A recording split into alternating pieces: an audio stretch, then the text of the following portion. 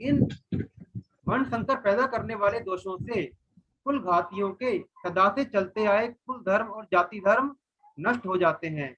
हे जनार्दन, जिनके कुल धर्म नष्ट हो जाते हैं उन मनुष्यों का बहुत काल तक नरकों में वास होता है, ऐसा हमने सुना है।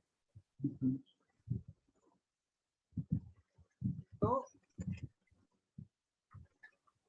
अगला श्लोक पढ़ते हैं। तो अर्जुन यही बोल रहे हैं यहाँ भी, जो उन्होंने पिछले श्लोक में बोला था उसी को आगे बढ़ा रहे हैं अपनी बात को, कि इस तरह से उनकी कुल धर्म नष्ट हो जाएंगे, और जब कुल धर्म नष्ट हो जाएंगे तो उन मनुष्यों का वो उनको पितर योनि मिलेगी नहीं, अपने स्थान से गिर जाएंगे और वो बहुत काल तक उनका नरकों में वास होगा।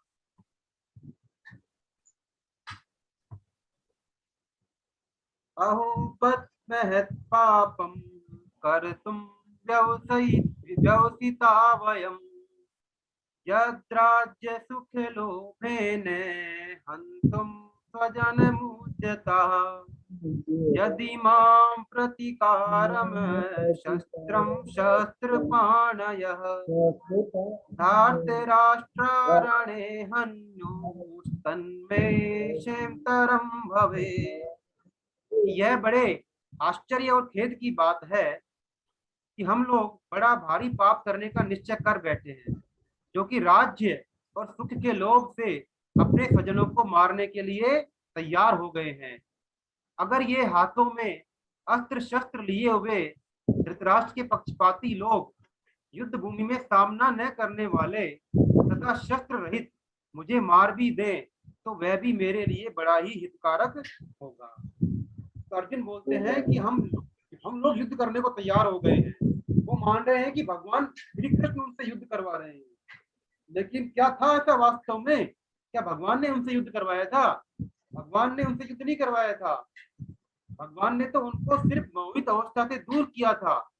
भगवान सिर्फ उनको अपने उसके कर्तव्य का ज्ञान करा रहे हैं। और गीता के अंत में भगवान बोलेंगे भी कि यथेच्छति तथा कुरु, कि अर्जुन अब मैंने तेरे को सब बातें बता दी हैं, अब तुम्हारी जो मर्जी है तू वो कर। भगवान ने ये नहीं बोला उससे कि तू युद्ध कर, कि अब जो तेरी मर्जी है तू वो कर। तो भगवान ने अर्जुन से युद्ध नहीं कराया, भगवान ने सिर्फ अर्जुन को उसके कर्तव्य का ज्ञान कराया। तो यह श्लोक हमें बताता है कि हमारा जो मानसिक अवसाद है, डिप्रेशन है, कितना घातक हो सकता है। अर्जुन इस समय बहुत ज्यादा डिप्रेशन में है, तीव्र डिप्रेशन में है। उनमें कुछ भी सोचने और समझने की शक्ति नहीं बची है। ये तो भगवान श्री कृष्ण ही थे, डॉक्टर श्री कृष्ण ही हैं, जो इस तरह के मरीज को, आईसीयू वाले मरीज को भी मतलब सही कर सकते हैं। हम जैसे लोगों में बस नहीं है कि हम डिप्रेशन के जिस हालत में अर्जुन है उसको हम बाहर लेके आ जाएं। तो ये भगवान श्री कृष्ण की शक्ति है। यहाँ पर अर्जुन बिल्कुल हताश है, और इतने हताश है कि अपने कर्तव्य पालन की इच्छा तो दूर रही, और वो अपनी प्रतिरक्षा करना भी जरूरी नहीं समझ रहे हैं। वो तो ये कहते हैं कि यदि ये लोग मेरे को मार भी दे तो भी वो मेरे लिए हितकारक ही होगा। इसी प्रकार आजकल जो हमारे बच्चे हैं, हम लोग हैं, वो भी जब डिप्रेशन में आ जाते हैं तो हम भी तुरंत आत्महत्या जैसा कदम उठाने की सोचते हैं, और कई बार उठा भी लेते हैं, और निंदित काम जो कि काम नहीं करने चाहिए वो कर बैठते हैं, और बाद में हमको पछतावा होता है। तो यदि हमको सही मौके पर भगवान कृष्ण की तरह कोई सही हमको शिक्षा देने वाला उस टाइम पर मिल जाए तो हम वो कदम ना उठाएं।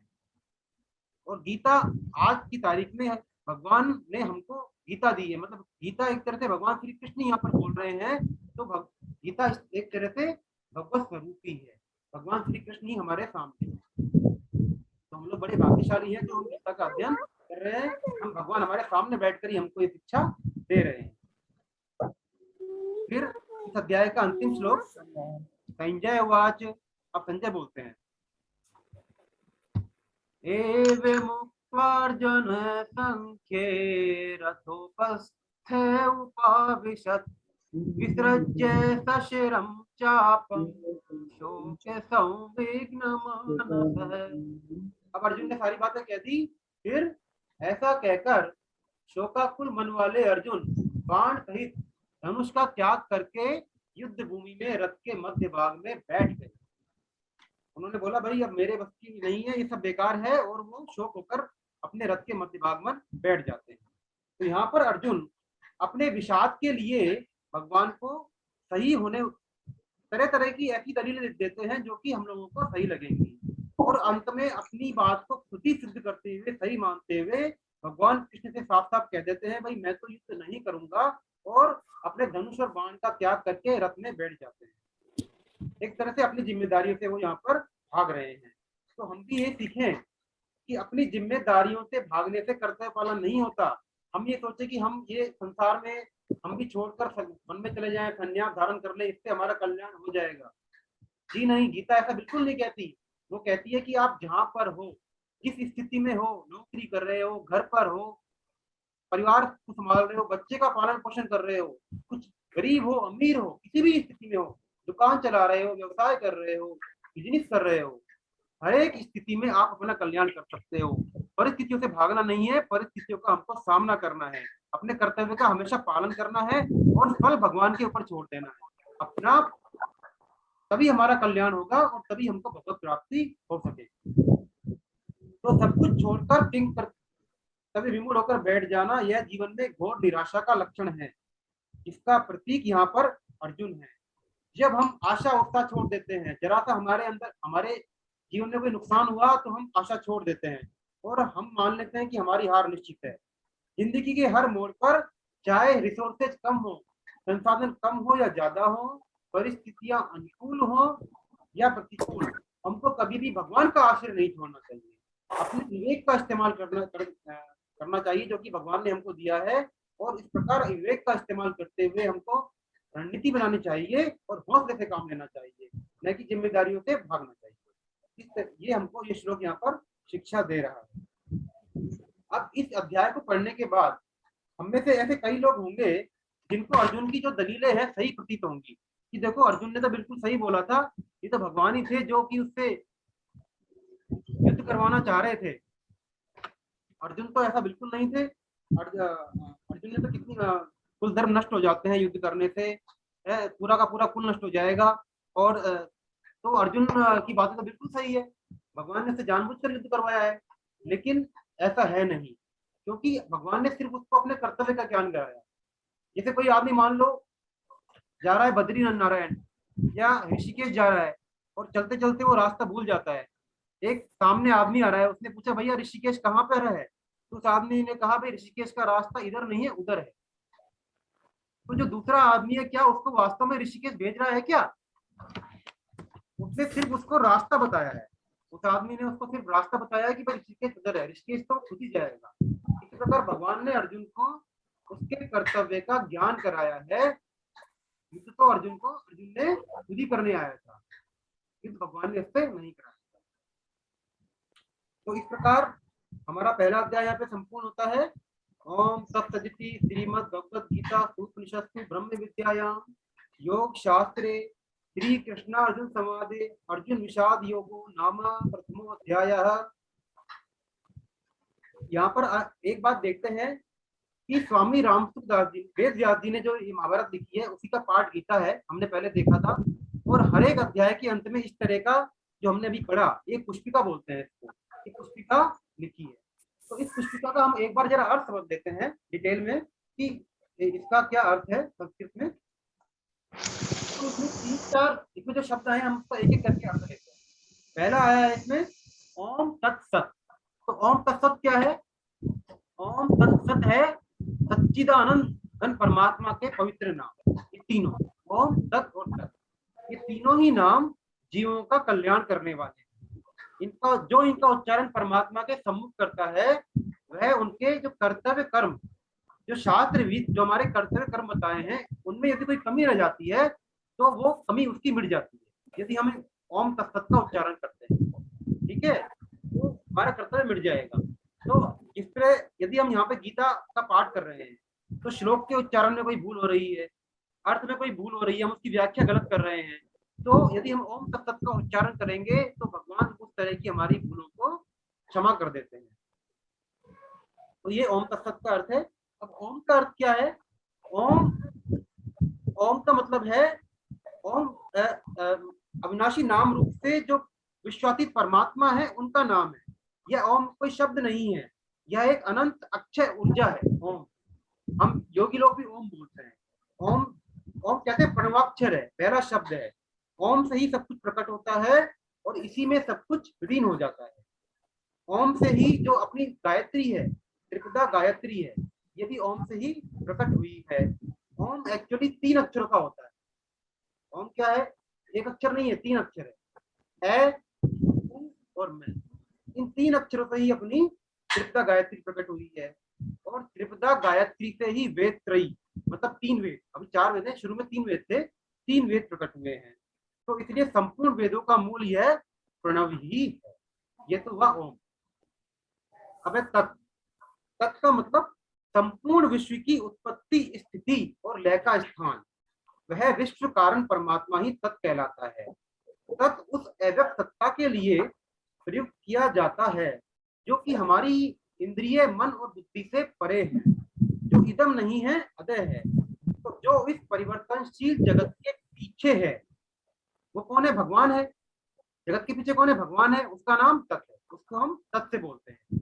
इन सबका डिटेल में 18वें अध्याय में वर्णन और आएगा, 17वें 18वें अध्याय में, तब हम वहां भी इनको और डिटेल में एक्सप्लेन करेंगे। फिर है सत। सत किसको बोलते हैं?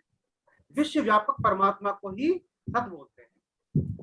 परमात्मा के होनेपन को, अर्थात परमात्मा की सत्ता का नाम सत है। अंतःकरण के श्रेष्ठ भावों को सद्भाव, सत का मतलब सत्य, सत्य, ट्रूनेस। तो अंतःकरण के सत्य भाव है, जो भी सत्य, उसको हम साधु भाव, उसको हम सत्य बोलते हैं। जो भी हमारे अंदर देवी संपत्ति है, देवी संपत्ति के कौन कौन से गुण है?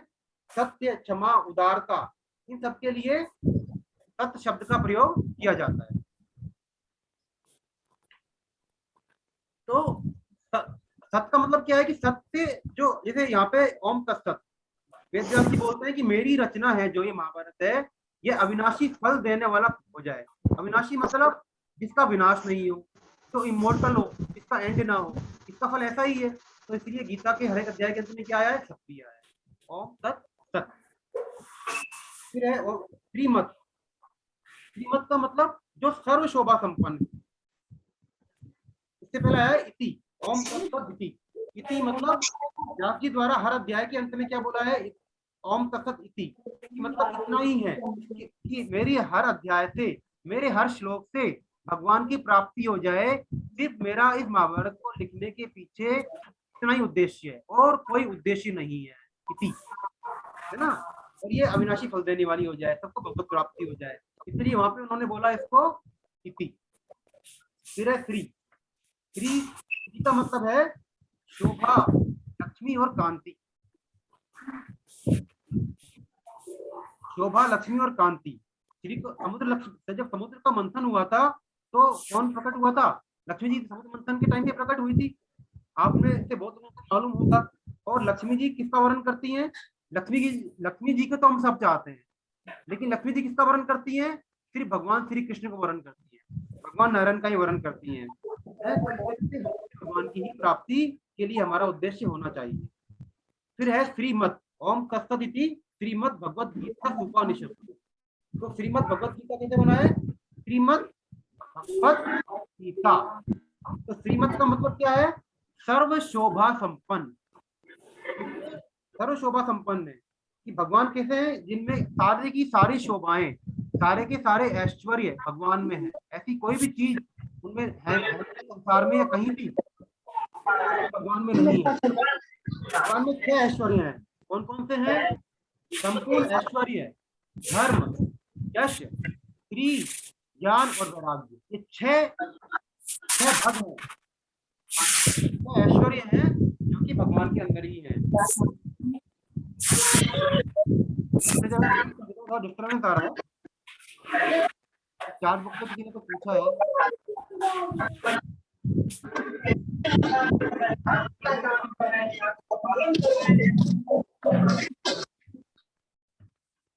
हरे कृष्णा। तो ये जो 6 के 6, ये 6 भग हैं। कौन कौन से बताए थे मैंने आपको? ऐश्वर्य, धर्म, यश, श्री, ज्ञान और वैराग्य। तो ये 6 भग हैं, मतलब 6 विशेषताएं हैं भगवान की। और जो इनको वान करे, मतलब जिसमें ये 6 की 6 विशेषताएं हों, उनको बोलते हैं हम भगवान। इसीलिए उनको क्या बोलते हैं? भगवान। भग प्लस वान, इसीलिए उनका नाम पड़ा भगवान। तो वो भगवान सभी इन 6 भगों के मालिक हैं, वान है, इसलिए बोलते हैं भगवान। फिर आते हैं गीतासु, श्रीमद् भगवत गीता। गीता, गीता का मतलब क्या है? तो गीता बना है गीत से। ये वास्तव में क्या है? गीत ही है जिसको भगवान ने मस्ती में आकर गाया है, एक प्रवाह, एक साथ बोला है। हम तो इसको 18 अध्याय पढ़ रहे हैं, लेकिन भगवान ने इसको 40 से 45 मिनट के अंदर पूरा का पूरा एक गीत की तरह गाया था। तो गीत से इसका नाम बन गया गीता।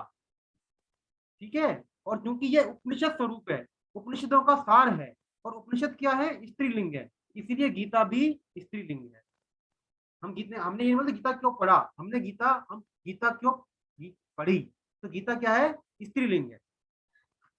फिर आया है उपनिषद, क्योंकि गीता में उपनिषदों का सार है और ये उपनिषद स्वरूप भी है, इसीलिए उपनिषद बोला गया है। तो ओम तत्सदिति श्रीमद् भगवद गीता सुपनिषत्सु, उपनिषत्सु ब्रह्म विद्यायाम। अब पढ़ते हैं ब्रह्म विद्या। ब्रह्म विद्या क्या है? गीता में किसी भी वर्ण, किसी भी आश्रम, किसी भी संप्रदाय का कोई आग्रह नहीं रखा गया है।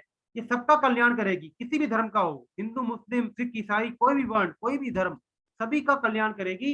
इसीलिए, और ये सर्वश्रेष्ठ विद्या है, इसलिए इसका नाम क्या है? ब्रह्म विद्या। ब्रह्म का मतलब है भगवान, भगवान को प्राप्त कराने वाली विद्या, इसलिए इसका नाम ब्रह्म विद्या है। फिर ब्रह्म विद्यायाम योग शास्त्र, गीता को क्या बोला है? योग शास्त्र। तो इस गीता में कौन कौन से योग की शिक्षा दी है? हम सब जानते हैं, कर्म योग, ज्ञान योग, ध्यान योग, भक्ति योग, ताकि हम परमात्मा को प्राप्त कर ले किसी भी रास्ते से चलकर। तो इसलिए इसका नाम क्या है? योग शास्त्र, योग शास्त्र कहा गया है। तो ओम तत्सदिति श्रीमद् भगवद गीता उपनिषत्सु ब्रह्म विद्यायाम योग शास्त्रे। फिर है श्री कृष्ण अर्जुन संवादे, श्री कृष्ण और अर्जुन का पवित्र संवाद है, नर और नारायण का इसमें पवित्र संवाद है, इसलिए बोला गया है इसको श्री कृष्ण अर्जुन संवादे। उसके बाद में अर्जुन विषाद योगो, तो हर एक अध्याय का नाम आएगा। जैसे पहले अध्याय में आ गया अर्जुन विषाद योगो, दूसरे अध्याय में आ जाएगा सांख्य योगो, फिर नाम प्रथमो अध्याय, इसके नाम का ये प्रथम अध्याय है।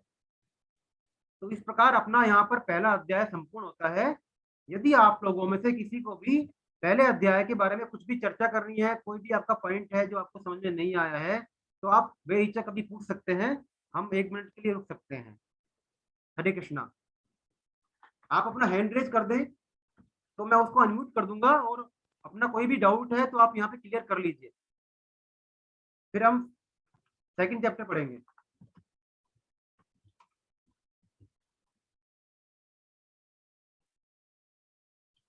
तो मैं मान लूं उनकी सभी को पहला अध्याय पूरी तरह से समझ में आ गया। पहले अध्याय गीता की नींव है, इसी के बेस पर भगवान ने गीता का उपदेश आगे दिया है। अर्जुन को न तो विषाद होता, न अर्जुन मोहित होते, और न ही भगवान आगे गीता का उपदेश प्रारंभ करते। तो ठीक है, हम क्वेश्चन आंसर अभी अपनी क्लास के एंड में ले लेंगे, आप और देख लीजिए। अब हम सेकंड चैप्टर शुरू करते हैं। तो दूसरे अध्याय का शीर्षक है सांख्य योग। पहले अध्याय का शीर्षक था अर्जुन विषाद योग, और दूसरे अध्याय का शीर्षक है सांख्य योग। तो सांख्य योग किसको बोलते हैं? देखिए, गीता में 3 योग बताए गए हैं, कर्म योग, ज्ञान योग और भक्ति योग। तो भगवान ने सबसे पहले यहाँ पे सांख्य योग का वर्णन किया है। सांख्य योग एक्चुअली बोलते हैं मतलब स्टैटिस्टिक्स को। जो मैथ के या कॉमर्स के स्टूडेंट्स हैं उन्होंने पढ़ा होगा सांख्य योग, पर गीता का जो सांख्य योग है वो थोड़ा सा अलग है। इसमें अभी हम इतना समझ लें कि इस अध्याय में भगवान ने ये बताया है कि हम कर्मों में अपना कर्तापन कैसे छोड़ें हैं। मतलब गीता में कर्म संन्यास का, हम कर्मों में कर्तापन छोड़ने का मतलब ये नहीं है कि हम कर्मों का त्याग कर दें। कर्मों में हम फल और आसक्ति का त्याग कैसे करें, भगवान ने इस अध्याय में ये बताया। और ये हम कैसे कर सकते हैं? अपने विवेक से। हमने गीता के में पढ़ा था ना कि भगवान ने हमको विवेक दिया है और कर्म करने की स्वतंत्रता दी है। तो हम अपने विवेक से हम कर्मों में आसक्ति छोड़, कर्मों के फल में आसक्ति छोड़ सकते हैं। उसी को भगवान ने यहाँ डिटेल में बताया है। और बाद में भगवान ने फिर दूसरे 30वें श्लोक तक तो भगवान ने सांख्य योग बताया है, और 30वें के बाद में भगवान ने कर्म योग का वर्णन इस अध्याय में किया है, और उसके बाद में उन्होंने तीसरे अध्याय में भी कर्म योग का वर्णन कंटिन्यू किया है। तो हम चालू करते हैं दूसरा अध्याय।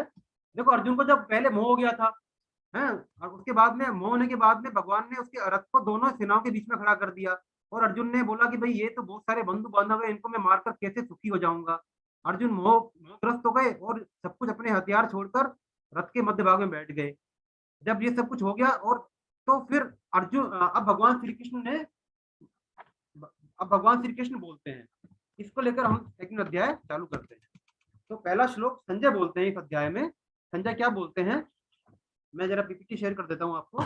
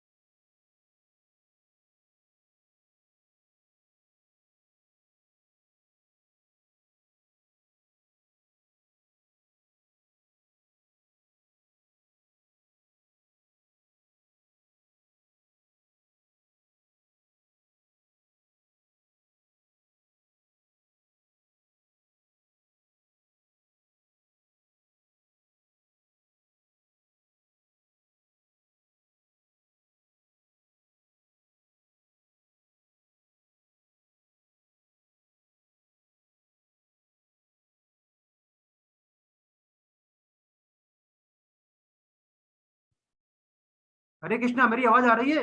हरे कृष्णा। आ रही है। चल रहे हैं लेकिन आप, हाँ ये मेरी जो अभी स्क्रीन शेयर दिख रही है ना आपको?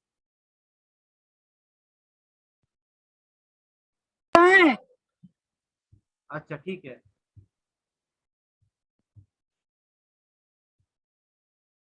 आज अमित जी भी आए हैं, जय हो जय हो। अमित जी आप, अमित जी को जरा अनम्यूट कर रहा हूँ मैं एक बार, अमित गुप्ता जी को। अमित जी हरे कृष्णा। हाँ सर, स्क्रीन दिख रहा है हाँ आपको? हाँ दिख रहा है सर। हाँ सर, बहुत बहुत खुशी हुई सर आपका दर्शन करके। चलिए।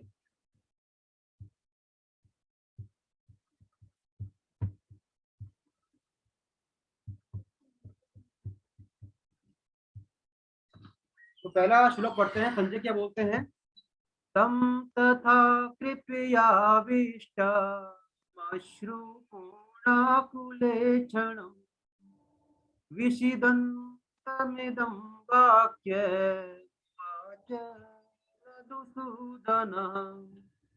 संजय बोले, वैसी कायरता से व्याप्त हुए उन अर्जुन के प्रति जो कि विषाद कर रहे हैं और आंसुओं के कारण जिनके नेत्रों की देखने की शक्ति अवरुद्ध हो रही है, भगवान मधुसूदन यह आगे कहे जाने वाले वचन बोले।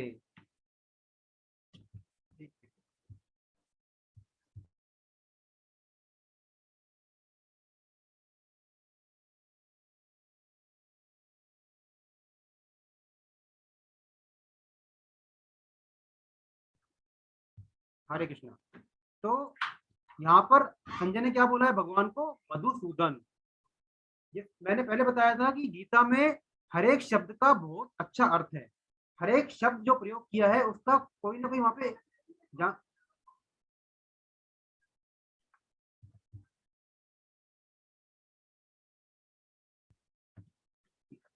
हर एक शब्द का इस तरह से अर्थ बोला गया है ताकि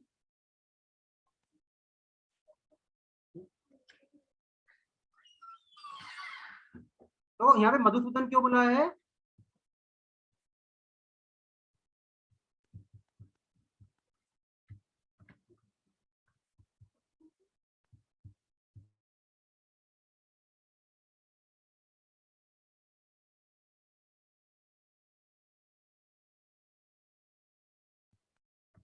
हाँ, थोड़ा कुछ डिस्टरबेंस हो गया था। तो यहाँ मधुसूदन क्यों बोला है कि भगवान मधु नामक दैत्य को मारने वाले हैं, और आगे भी भगवान दुष्ट स्वभाव वाले जो दुर्योधन हैं उनका संहार कौरव है उनका संहार करवाए बिना रहेंगे नहीं। इसीलिए संजय ने भगवान के लिए यहाँ मधुसूदन शब्द का प्रयोग किया है। फिर दूसरा श्लोक, अब भगवान बोलते हैं, जय हो, श्री कृष्ण आ गए हैं और अब श्री कृष्ण भगवान बोल रहे हैं। क्या बोल रहे हैं? कुतस्त्वाकस्मलमिदं विषमे समुपस्थितम् अनार्यजुष्टं स्वर्गमकीर्तिकरमर्जुन। बहुत बढ़िया। भगवान ने पहला श्लोक बोला है, वो कितना अच्छा बोला है। क्या बोलते हैं भगवान? फिर भगवान बोले, अर्जुन, इस विषम अवसर पर तुम्हें यह कायरता कहां से प्राप्त हुई, जिसका श्रेष्ठ पुरुष सेवन नहीं करते, जो स्वर्ग को देने वाली नहीं है और कीर्ति करने वाली भी नहीं है। देखो, अर्जुन ने पहले अध्याय में कितनी दलीलें दी भगवान को, और भगवान ने उसको एक सेकंड में क्या बोल दिया कि इस विषम अवसर पर तुम्हें यह कायरता कहां से प्राप्त हुई। देखो, अगला श्लोक पढ़ते हैं तो और समझ में आएगा। भगवान यहाँ उसको स्पष्ट आज्ञा देंगे, क्लेब्यम आस्मगमे पार्थे नैतत्त्वयुपपद्यते क्षुद्र क्षुद्रम हृदय दौर्बल्यम त्यक्तोत्तिष्ठ परंतप। हे प्रतानंदन अर्जुन, इस नपुंसकता को मत प्राप्त हो, क्योंकि तुम्हारे में यह उचित नहीं है। हे परंतप, हृदय की इस तुच्छ दुर्बलता का त्याग करके युद्ध के लिए खड़े हो जाओ। भगवान ने सुनी नहीं उसकी कुछ बात, तुरंत बोल दिया, क्योंकि भगवान को पता है कि अर्जुन का कर्तव्य क्या है। भगवान के मन में अर्जुन के कर्तव्य के प्रति जरा भी संदेह नहीं है, एकदम क्लियर है उनका माइंड सेट। इसलिए उन्होंने तुरंत उसको आज्ञा दे दी, अर्जुन की दलीलों की परवाही नहीं करी, और क्या बोला कि अर्जुन, इस विषम अवसर पर तुम्हें ऐसी कायरता कहां से प्राप्त हो गई, जिसको कि मतलब किसी भी तरह के लोग, श्रेष्ठ पुरुषों, विवेकी पुरुषों, सांसारिक वाले जो सांसारिक सुख को चाहते हैं, ऐसे पुरुषों, कोई भी ऐसे सुख को नहीं, किसी को भी का भी कल्याण नहीं करती। तो भगवान के मन में अर्जुन के कर्तव्य के प्रति जरा भी संदेह नहीं है, इसलिए उसको तुरंत आज्ञा देते हैं कि अर्जुन, इस नपुंसकता को मत प्राप्त हो। अर्जुन को एक तरह उन्होंने फटकार लगाई, और युद्ध के लिए तू खड़ा हो जा। तो भगवान के मन में बिल्कुल भी शंका नहीं है। तो इस श्लोक में बताया है, स्वामी जी ने इस श्लोक की बहुत ही सुंदर व्याख्या करी है। तो यहाँ पर क्या बताया है कि 3 तरह के लोग होते हैं। एक तो होते हैं विचारशील लोग। विचारशील लोग कौन से होते हैं? अनार्यजुष्टम, अनार्यजुष्टम, ऐश्वर्यम, अकीर्तिकर। तो अनार्यजुष्टम विवेकशील पुरुष कौन से होते हैं? जो कि अपने विवेक का ठीक दिशा में इस्तेमाल करते हैं। उनकी सोच बहुत दूरगामी होती है, उनका शास्त्रों में और भगवान के वचनों में बहुत विश्वास होता है। तो ये श्रेष्ठ प्राणी होते हैं। उनमें अपने कर्तव्य के प्रति कायरता उत्पन्न होती नहीं, वो अपने कर्तव्य को सांगोपांग तरीके से करते हैं। तो इस तरह के लोगों में भी जो अर्जुन बोल रहा है, ऐसी कायरता उनमें भी नहीं होती। फिर संसार में दूसरी तरह के प्राणी कौन से होते हैं? पुरुष मनुष्य कौन से होते हैं? ऐश्वर्यम, पुण्य कर्म करने वाले। इन लोगों में विवेक तो जागृत होता है, लेकिन कामना इनके विवेक को ढक लेती है। उसके कारण क्या होता है, ये पारलौकिक सुखों, तो स्वर्ग, पुण्य पुण्य कर्म करेंगे, लेकिन सकाम कर्म करेंगे, जिससे कि इनको परलोक में स्वर्ग की प्राप्ति हो। ऐसे पुण्य करेंगे, कर्म कांड करेंगे। तो इन लोगों के लिए भी यह श्रेष्ठ नहीं है, ये जो कायरता है। तीसरी तरह के मनुष्य कौन से होते हैं? संसार का आदर करने वाले। संसार का आदर करने वाले, जो संसार का आदर करते हैं, मतलब ये इनसे भी नीचे वाले प्राणी के होते हैं। ये क्षुद्र और संकुचित दृष्टिकोण वाले होते हैं। ये जो इनको दिखता है सिर्फ उसी पर विश्वास करते हैं। ये मतलब जो भी काम करते हैं सिर्फ अपने मतलब के लिए करते हैं, मान और बढ़ाई के लिए। अपने संपूर्ण सामर्थ्य और समय का उपयोग करते हैं। जैसे हम लोग नौकरी करने वाले हो गए, व्यापारी हो गए, राजनीतिज्ञ हो गए, ये लोग। तो ज्यादातर मनुष्य होते हैं वो इसी श्रेणी के होते हैं, 3rd नंबर के। तो उनके लिए भी ये वाले जो कर्म है, ये कायरता है, ये श्रेष्ठ नहीं है। तो इस श्लोक में दूसरी बात क्या है? कुतस्त्वा कश्मल मिदम। कुतस्त्वा मतलब कहां से आई, कश्मल मिदम आई, मतलब कायरता अर्जुन में है नहीं, वह कायरता अर्जुन में आ गई है। तो जो आ गई है तो वो चीज स्थायी नहीं रहेगी। क्योंकि वो अर्जुन का मूल गुण नहीं है वो कायरता, वो तो अर्जुन में बाहर से आ गई है मोह के कारण। तो जो चीज आ गई है वो चीज जाएगी भी, वो चीज टिकेगी नहीं। इसीलिए भगवान ने यहाँ पे किस वर्ड का प्रयोग किया है, कुतस्त्वा कश्मलमिदं विषमे समुपस्थितम, इस विषम अवसर पर तुम्हें यह कायरता कहाँ से प्राप्त हो गई जो कि किसी भी तरह के पुरुष को शोभा नहीं देती। और फिर तीसरे श्लोक में उन्होंने तुरंत अर्जुन को आज्ञा दे दी कि प्रतानंदन अर्जुन, प्रतानंदन क्यों बोला अर्जुन को, प्रतानंदन अर्जुन, यहाँ पर कर्ता कौन थी, कुंती, कुंती वीर थी, छत्राणी थी, और कुंती ने ही पांडवों को युद्ध करने के लिए अब आज्ञा दी थी कि अन्याय बहुत बढ़ गया है।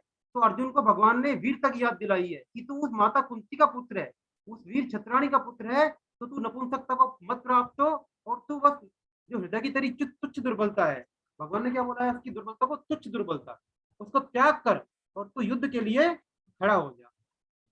तो हृदय की तुच्छ दुर्बलता क्या है, अर्जुन ये समझता है ना कि मैं बहुत बड़ा धर्मात्मा हूँ और युद्ध रूपी पाप नहीं करना चाहता, तो ये जो युद्ध रूपी जो युद्ध को पाप समझ रहा है, यही उसकी हृदय की तुच्छ दुर्बलता है। तो पहले अध्याय में अर्जुन कुल धर्म, वर्ण धर्म, वर्ण संकर इत्यादि बातों को लेकर बहुत सारे सवाल उठाते हैं, बहुत सारी दलीलें देते हैं, लेकिन यहाँ भगवान श्री कृष्ण उनकी एक बात भी नहीं सुनकर सीधे युद्ध करने की आज्ञा दे रहे हैं। लेकिन वो अर्जुन के प्रश्नों का उत्तर देंगे भगवान, आगे इसी अध्याय में भगवान सभी सभी प्रश्नों का एक एक करके उत्तर देंगे, लेकिन यहाँ पर उन्होंने उसको तुरंत आज्ञा दे दी।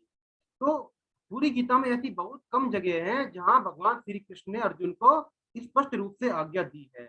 तो इस बात से ये स्पष्ट है कि हम मोहित अवस्था में जो भी कुछ सोचते हैं, भ्रमित अवस्था में जो भी कुछ सोचते हैं, वह एक तरह से हमारा अनर्गल प्रलाप ही है।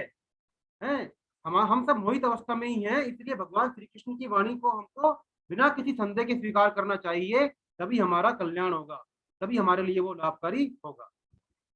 स्वामी जो विवेकानंद जी थे, उनको यह श्लोक बहुत पसंद था। वो कहते थे, उठो जाओ, उठो जागो और उठो जागो और काम करो, या कुछ ऐसा था, मतलब युद्ध के लिए खड़े हो जाओ। उनका भी कुछ इसी तरह का था जो नारा था। वो कहते थे कि नाम और यश जाए भाड़ में, तुम काम में लग जाओ, कि लोक और परलोक की वासना का त्याग करके तुम्हारे अंदर राष्ट्र प्रेम की, राष्ट्र उत्थान की अग्नि जल उठे, जो कि मेरे भीतर जल रही है। हम सभी तरह की कायरता को, नपुंसकता को त्याग दें और राष्ट्र और संस्कृति निर्माण के लिए कमर कसकर खड़े हो जाए।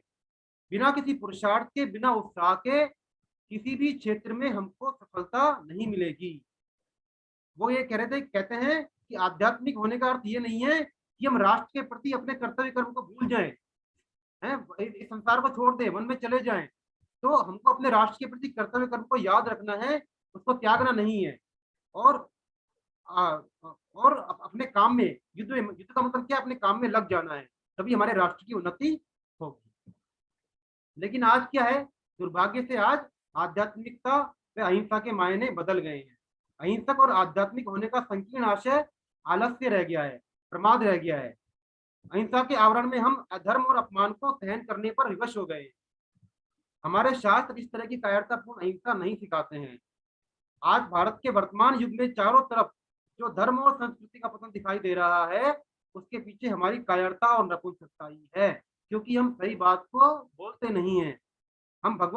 हम ये भगवत इच्छा की हमने गलत व्याख्या कर ली, हमने आध्यात्मिकता की गलत व्याख्या कर ली कि आध्यात्मिक होने का अर्थ भाई सब कुछ छोड़ दो, हमको किससे मतलब नहीं है। ऐसा नहीं है, हमको अपना कर्तव्य कर्म करना है, गलत चीज के प्रति प्रतिरोध करना ही है, तभी अधर्म रुकेगा और हमारे कर्तव्य की प्राप्ति होगी। और हमारे कर्तव्य की प्राप्ति होगी तभी हम भगवान को प्राप्त कर पाएंगे, तभी हम सदियों तक गुलाम रहे हैं, और आज भी हम मानसिक रूप से गुलाम हैं। तो यह श्लोक बता रहा है कि हम सब अपने लिए निर्धारित कर्तव्य कर्म का पालन पूरी निष्ठा और उत्साह से करेंगे, तभी हमें अपने आध्यात्मिक लक्ष्य की प्राप्ति होगी, और राष्ट्र और समाज के प्रति हमारी जिम्मेदारी का निर्वहन भी हम तभी ठीक से कर पाएंगे। अगला श्लोक।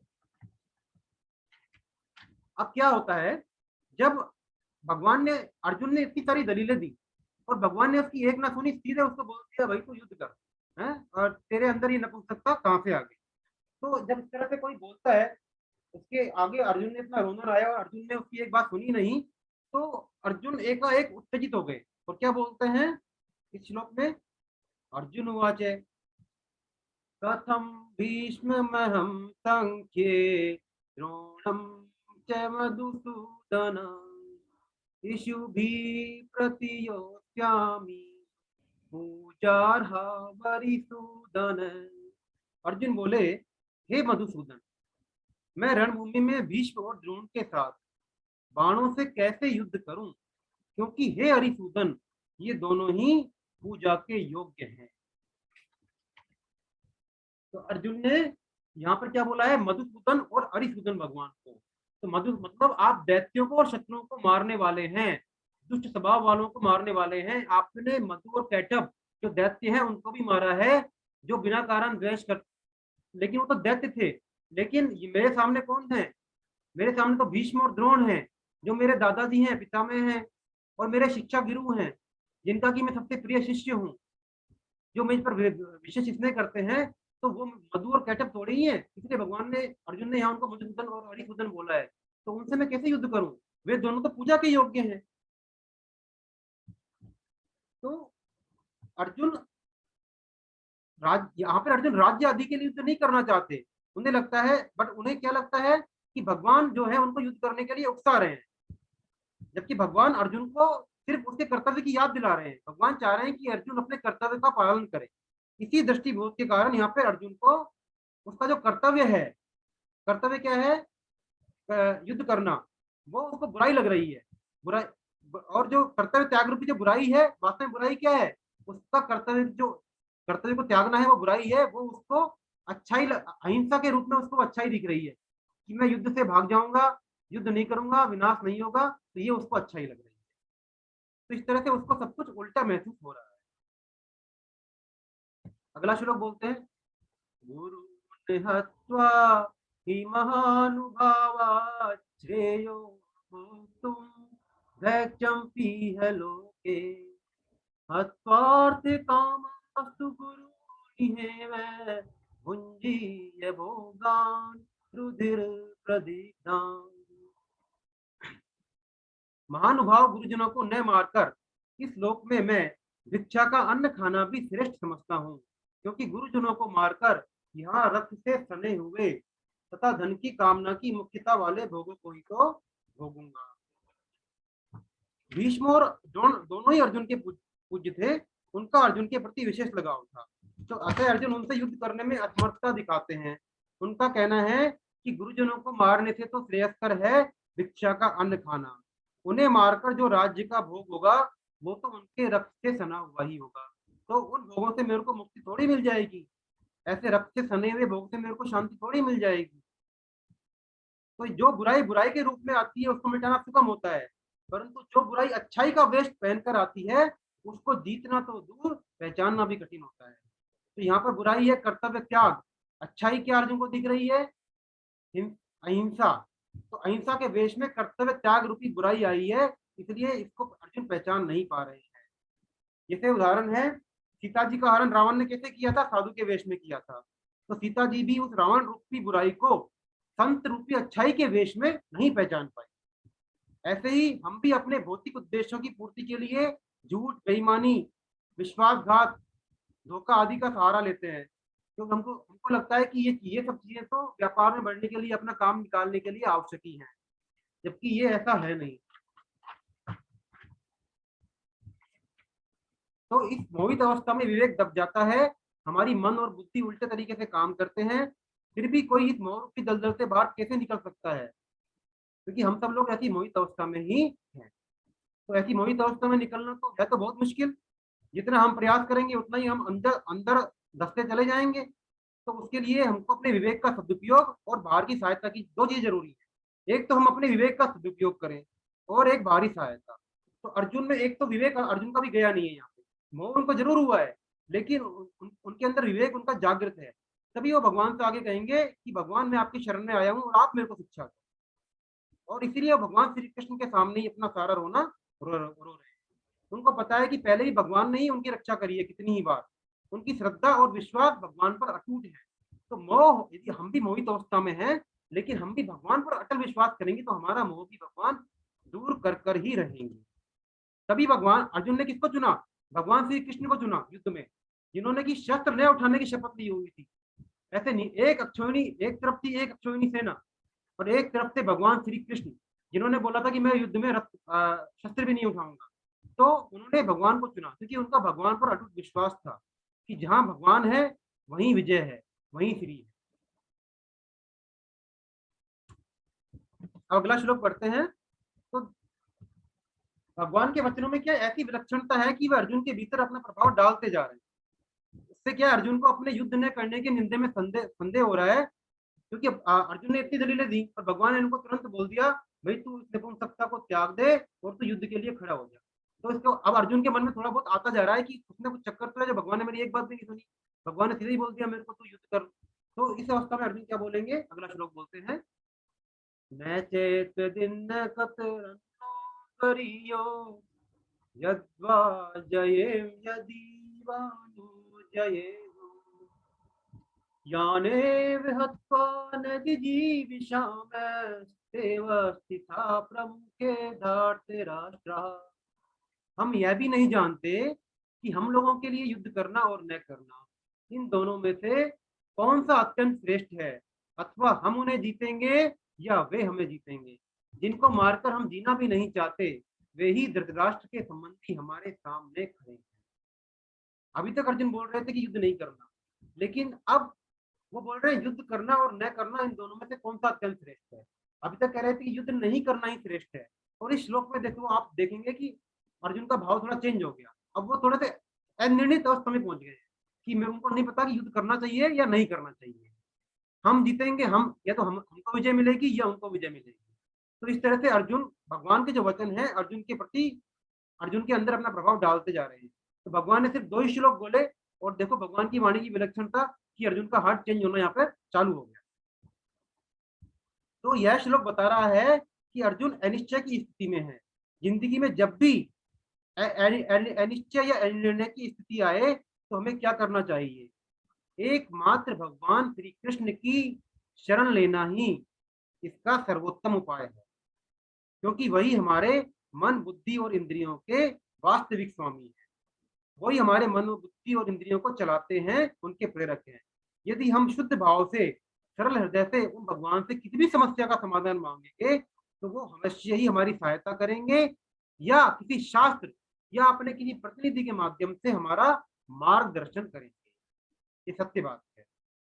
और यदि हम अपनी बुद्धि और पांडित्य कि हम ही बहुत बड़े बुद्धिमान है उसी के आधार पर हम तर्क और वितर्क करते रहेंगे, अपनी मनमानी करती रहेंगे, तो उससे कोई फायदा होगा नहीं। तो इससे अच्छा है कि हम अपनी वास्तविक स्थिति को पहचान लें और बता दें कि भाई हम निर्णय लेने की स्थिति में नहीं है, प्रभु आप ही बताओ हम हमारे लिए क्या करना उचित है, हमें सहायता की जरूरत है, स्पष्ट रूप से भगवान को बता दें तो हमारा कल्याण हो जाएगा।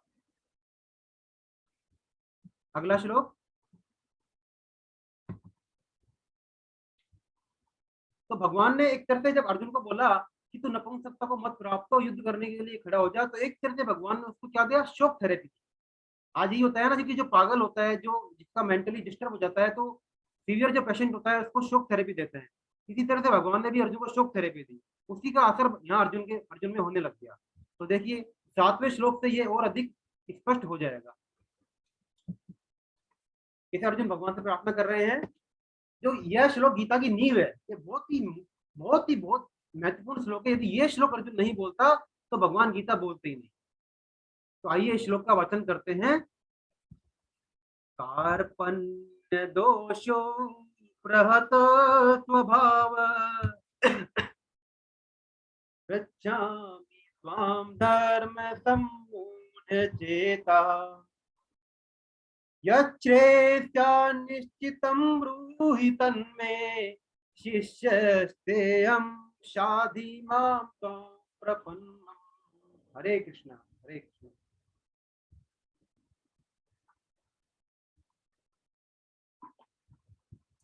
तो यहाँ देखो अर्जुन भगवान से व्याकुलता पूर्वक प्रार्थना करते हैं। कैसे करते हैं, कायरता रूप दोष से तिरस्कृत भाव वाला और धर्म के विषय में मोहित अंतःकरण वाला, मैं आपसे पूछता हूँ कि जो निश्चित कल्याण करने वाली बात हो वह बात मेरे लिए कहिए। मैं आपका शिष्य हूँ, आपके शरण हुए मुझे शिक्षा दीजिए। तो यहाँ अर्जुन भगवान की शरण हो गए। पहली बात, अर्जुन ने अपने दोष को स्वीकार कर लिया, कायरता रूप दोष से तिरस्कृत भाववाद। तो जब तक हम ये नहीं मानेंगे कि हमें हमारे अंदर कमी है, हम मोहित अवस्था में है, हमारा कल्याण नहीं हो सकता। और यही अर्जुन की खास बात है कि उन्होंने पहली सीढ़ी प्राप्त कर ली, अपने दोष को पहचान लिया कि यस, मैं वास्तव में मेरे में अंदर कायरता आ गई है, मैं मोहित हो गया हूँ। तो तभी वो कहते हैं धर्म के विषय में मोहित अंतःकरण वाला। तो मुझे नहीं पता मैं मोहित हूँ कि मेरा धर्म क्या है, मेरा कर्तव्य क्या है। गीता में धर्म और कर्तव्य समानार्थी आए हैं, तो उन्होंने पहचान लिया कि मेरा धर्म क्या है, उसके विषय में मैं मोहित हूँ। और अब मैं आपसे पूछता हूँ, पहले उन्होंने अपने दोष स्वीकार कर लिए और अब बोल रहे हैं कि अब मैं आपसे पूछता हूँ कि जो निश्चित कल्याण करने वाली बात है वो मेरे लिए क्या है, कि जिससे मेरा कल्याण हो जाए। मैं आपका शिष्य हूँ, मुझे मुझे आपके शरण हुए मुझे शिक्षा दीजिए। उन्होंने भगवान को गुरु मान लिया। अभी तक उनकी दृष्टि क्या थी, भगवान में सारथी बनने की थी कि आप मेरे रथ को वहां ले चलो जहां सब लोग खड़े हैं, मैं देख लूं। लेकिन अब उन्होंने भगवान को गुरु मान लिया कि मैं आपका शिष्य हूँ, मैं आपकी शरण में हूँ, उसको शिक्षा दीजिए। तो यह श्लोक गीतोपदेश की नींव है। आईआईटी में एडमिशन लेना है तो 12वीं की कक्षा पास करनी ही होगी। हमें भी गीता से पूर्ण लाभ प्राप्त करने के लिए इस श्लोक में वर्णित योग्यता को अर्जित करना ही होगा। भगवान के शरण होना ही पड़ेगा, तभी गीता हृदयंगम हो पाएगी। तो अर्जुन तो यहाँ पर एकदम गीता का उपदेश सुनने के लिए तैयार हो गए। उन्होंने बोल दिया मुझे शिक्षा दीजिए, बोल दो। उन्होंने भगवान को बोल दिया कि अब आप गीता सुनाना चालू कर दीजिए। तो हम भी जब भगवान की शरण हो जाएंगे तभी हम कहने के अधिकारी हैं, गीता को सुनने के हम अधिकारी होंगे। तो इस श्लोक में 4 बातें हैं, डिटेल में दोबारा पढ़ लेते हैं। पहली बात क्या है, विवेक का सदुपयोग। पहले तो अर्जुन स्वीकार करते हैं कि हाँ, मैं कायरता रूपी दोष से ग्रसित हूँ, मैं ठीक ठीक निर्णय लेने में समर्थ नहीं हूँ, धर्म अधर्म, कर्तव्य अकर्तव्य में मैं ठीक से भेद नहीं कर पा रहा हूँ। तो आध्यात्मिक जीवन में यह स्वीकारोक्ति पहली बात है कि हम ये माने कि हमें गुरु की शास्त्र की जरूरत है। यदि हम अपने आप को बहुत बड़ा ज्ञानी और पंडित ही मानते रहेंगे तो कोई भी शास्त्र, कोई भी गुरु हमारी सहायता नहीं कर सकता। ये पक्की बात है। पहले हमको अपनी बीमारी को पहचानना है, हमको मानना पड़ेगा कि हम बीमार हैं और हमें डॉक्टर की जरूरत है, हमें हॉस्पिटल जाने की जरूरत है, तभी हमारा इलाज होगा। दूसरी बात, प्रेय का लक्ष्य। प्रेय का क्या है, उनको अपने कल्याण की इच्छा है। यह बात गीता को सभी शास्त्रों से विलक्षण बना देती है। गीता अर्जुन के निमित्त से हम सभी प्राणियों के लिए कही गई है, लेकिन गीता में अर्जुन की मंशा बिल्कुल स्पष्ट है। वह श्रेय और प्रेय के द्वंद में फंसे हुए नहीं है। देखो, श्रेय और प्रेय अलग अलग चीजें होती है। श्रेय मतलब भौतिक उन्नति का मतलब है, और प्रेय मतलब परम कल्याण, मतलब जिससे वास्तव में मनुष्य कल्याण हो। जिस चीज के लिए मनुष्य ने संसार में जन्म लिया है उस चीज को प्राप्त करना, उसकी लक्ष्य की प्राप्ति करना, उसको बोलते हैं हम प्रेय। तो अर्जुन की मंशा, अर्जुन की बिल्कुल है कि जो निश्चित कल्याण करने वाली बात हो मेरे लिए, अर्जुन एकदम क्लियर है। वह संपूर्ण पृथ्वी का राज्य भी त्यागने को तैयार है। उन्हें सिर्फ और सिर्फ अपने कल्याण की इच्छा है, इसलिए पूरी गीता कल्याणकारी है। प्राय सभी शास्त्रों में श्रेय के साथ प्रेय अर्थात भौतिक उन्नति और कर्मकांड की बात भी शामिल होती है, लेकिन गीता सिर्फ और सिर्फ मानव मात्र के कल्याण की बात करती है। इसलिए सभी शास्त्रों में गीता विलक्षण है, और इसीलिए इसको क्या बोलते हैं हम, श्रीमद् भगवत गीता, जिसका की डिटेल में हमने अर्थ समझा था पीछे। तीसरी बात है शिष्यत्व। उनको शिष्यता स्वीकार करना। तो जीवन में गुरु होना बहुत आवश्यक है। प्रकृति हमारी सबसे बड़ी गुरु है। यदि हम शिक्षा ग्रहण करना चाहें तो प्रकृति में ऐसी ऐसी घटनाएं, परिस्थितियां विद्यमान हैं जो हमें हर कदम पर शिक्षा देती हैं, लेकिन हम इन्हें ग्रहण नहीं कर पाते। घर परिवार में और बाहर भी कई ऐसे महापुरुष मिलते हैं जिनसे हम लाभ उठा सकते हैं, लेकिन हम अपने आप को शिष्य मानने को तैयार नहीं होते। हम तो अपने आप को बहुत समझदार मानते हैं। जब तक शिष्यत्व नहीं है, उपदेश ग्रहण करने की लालसा नहीं है, जब तक कोई भी गुरु हमारे कल्याण नहीं कर सकता। तो आजकल के गुरु तो क्या है, बस आप जानते ही हो, मतलब मैं कमेंट नहीं करना चाहता। तो गुरु की पहचान यही है कि पहले गुरु को क्या चाहिए क्या नहीं चाहिए। बहुत तरह के गुरु हैं, सब लोग जानते ही हैं। तो गुरु तो अपने आप मिल जाते हैं यदि हमारे अंदर अपने कल्याण की इच्छा होगी। और कोई ना मिले तो भगवान कृष्ण को हम अपना गुरु मान लें। सबसे बड़े गुरु वही हैं, कृष्ण वंदे जगत गुरु। तो गुरु तो अपना मिलते हैं, गुरु बनाए नहीं जाते, गुरु अपना बन जाते हैं। और उसके लिए शिष्य बनना पड़ता है, अपने आप को उनके समर्पित करना पड़ता है। तो जब तक हम उनके शिष्य नहीं बनेंगे, गुरु हमको उपदेश दे नहीं सकते। आजकल के गुरु तो सिर्फ जो हमको अच्छी लगेगी, ऐसी बातें जो हमको सुहाएगी, वही बातें हमको उन्हीं का उपदेश देंगे, क्योंकि उनको पता है कि यदि ऐसा नहीं देंगे तो चेला यहाँ से चला जाएगा। चौथी बात क्या है? शरणागति, सबसे विलक्षण बात। गीता में शरणागति की बहुत महिमा है। यदि हम किसी के शरणागत हो जाते हैं तो हम जिसके शरणागत हुए हैं, अब हमारा सारा दायित्व उसके ऊपर आ गया, क्योंकि हमारी सारी जिम्मेदारी उसके कंधों पर आ गई। तो शरणागति के समस्त दोषों का शमन करने की जिम्मेदारी, नष्ट करने की जिम्मेदारी भगवान स्वयं वहन करते हैं। जैसे माँ होती है, यदि उसका बच्चा बीमार हो जाए तो दवाई स्वयं पीती है, यही बात शरणागति में लागू होती है। जैसे सुग्रीव जी थे, सुग्रीव जी कैसे भक्त थे? उनको मानते थे कि वो विषयी भक्त थे, बहुत ज्यादा विषय विलास में वो आसक्त रहते थे। लेकिन जब भगवान के शरण हो गए सुग्रीव जी, तो भगवान उनकी कमियों की तरफ नहीं देखते और उनको उनका कल्याण कर डालते। जैसे रामायण में आया भी है, क्या आया है? रहती ने प्रभु चित चूक किए की, करत सुरति से बार ही जई अग बदे व्याध जिमि बाली, धृत कंठ सोई कीन कुचाली, सोई कर तूति विभीषण केरी, सपने सोन राम ही यहेरी, ते भरतई भेटत सन माने, राजसभा रघुबीर बखाने। ऐसी विभीषण में भी बहुत सारी कमियां थी, और विभीषण का भी भरत जी के सामने राजसभा में उन्होंने बहुत ज्यादा आदर किया। तो ये भगवान की विशेषता है कि वे शरणागत हुए आदमी की, व्यक्ति की कमियों की तरफ दृष्टि नहीं डालते, बस वो तो उसके गुण ही गुण देखते हैं और उसका कल्याण करते हैं। लेकिन यहाँ पर एक बात ध्यान करने की है कि अर्जुन ने बोला तो है कि वो उनके शरण हो गए हैं, लेकिन वास्तव में भगवान के शरण हुए नहीं है। क्योंकि अगर हम किसी के शरण हो जाते हैं तो हम अपनी सारी जिम्मेदारी उनके ऊपर छोड़ देंगे। तो अर्जुन यह बोल रहे हैं कि आपके शरण हुए, मुझे शिक्षा दीजिए। शरण होने के बाद ऐसा कहना नहीं बोलता कि मुझे शिक्षा दो या क्या करो, बस मैं तो शरणागत हो गया, अब आप जानो क्या करना है क्या नहीं करना, जैसा आप कहोगे वैसा मैं करूंगा। ये होती है असली शरणागति। तो अर्जुन की ये असली शरणागति नहीं है। ये और क्लियर आगे के श्लोक से भी होगा। अभी अगला श्लोक पढ़ेंगे तो और अधिक क्लियर हो जाएगा। यहाँ अर्जुन बोलेंगे कि भैया मैं तो युद्ध नहीं करूंगा। अर्जुन अपना निर्णय दे देंगे। अगर वो शरण हो ही जाते तो फिर दोबारा क्यों बोलते कि मैं युद्ध नहीं करूंगा। इसीलिए शरणागत होने पर हमको भगवान के शरणागत हो जाए तो फिर हम अपना हमारा कुछ रहता ही नहीं है, भगवान की इच्छा ही हमारी इच्छा हो जाए। तो हमको भी चाहिए कि हम भगवान के शरणागत हो जाएं। आज से हम भगवान को अपना मान लें।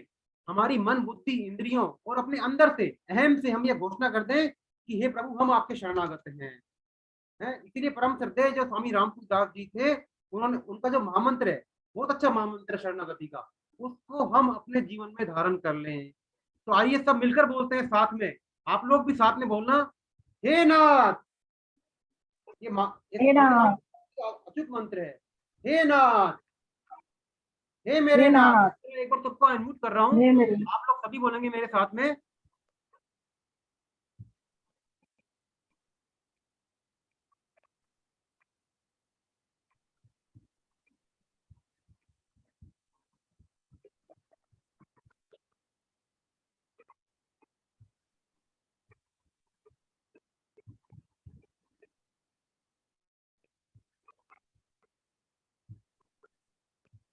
हाँ, आप लोग अपने आप को अनम्यूट कर लो और ये बोलो, स्वामी रामसूर दास जी का बहुत विलक्षण मंत्र है।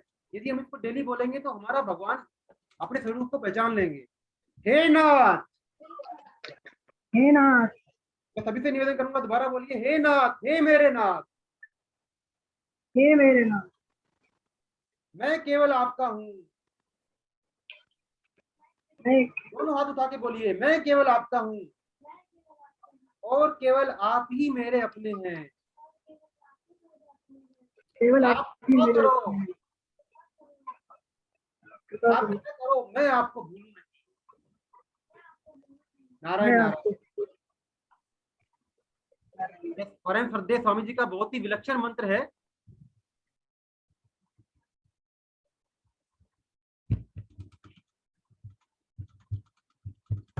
तो इस तरह हम भी भगवान की शरण हो जाएं। अब अगला श्लोक पढ़ते हैं। संजय अगला श्लोक है न न हि प्रपश्यामि ममापनुद्यात् जो अद्योचोकमुच्छोषणमिन्द्रियाणाम् अवाप्य भूमौ सपत्रिमृद्धम् राज्यं सुराणामपि चाधिपत्यम्। कारण की पृथ्वी पर धन धान्य समृद्ध और शत्रु रहित राज्य तथा स्वर्ग में देवताओं का आधिपत्य मिल जाए तो भी इंद्रियों को सुखाने वाला मेरा जो शोक है वह दूर हो जाए, ऐसा मैं नहीं देखता। तो अर्जुन यहाँ पर ये बोलते हैं दोबारा कि भाई आप मेरे को शिक्षा दीजिए, फिर दोबारा बोलते हैं कि युद्ध करने से जो मेरा शौक है, दोबारा वही बात वो बोलने लग जाते हैं। तो आप जो मेरे इस निर्णय से युद्ध करना या नहीं करना मेरे लिए क्या श्रेष्ठ है, तो इस युद्ध से तो जो मेरे को शौक होगा, इतना शौक होगा कि मेरे को सब कुछ मिल जाए, तब भी जो मेरा शौक है वो दूर हो जाए, वो मैं नहीं देखता हूँ। इसलिए मेरे कल्याण करने वाली बात को आप कहिए।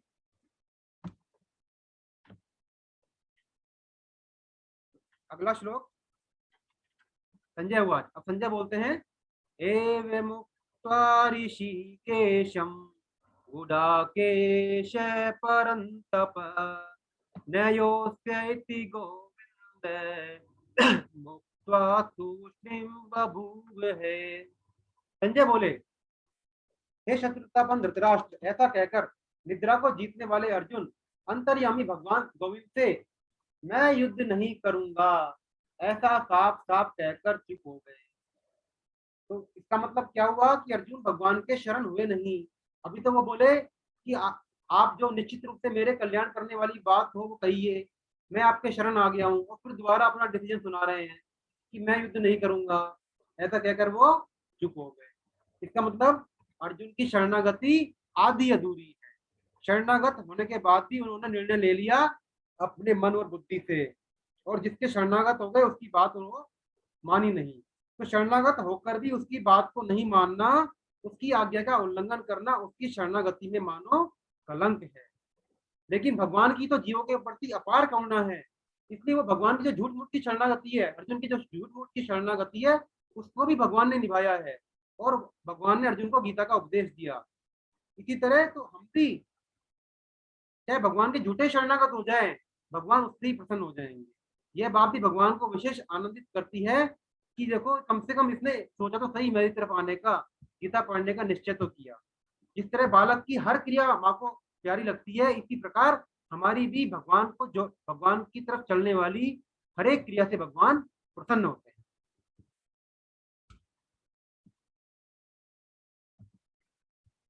तमुवाच ऋषिकेश प्रहसन्निव भारत सेनयोरुभयोर्मध्ये विषीदन्तमिदं वचः।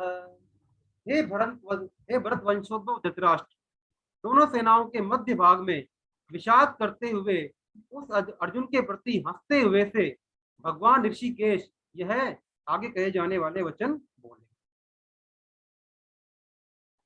तो भगवान को यहाँ पे थोड़ी हंसी आ जाती है, क्योंकि अर्जुन एक तरफ तो बोल रहा है कि मैं शरण में आ गया, दूसरी तरफ अपना निर्णय सुना रहा है।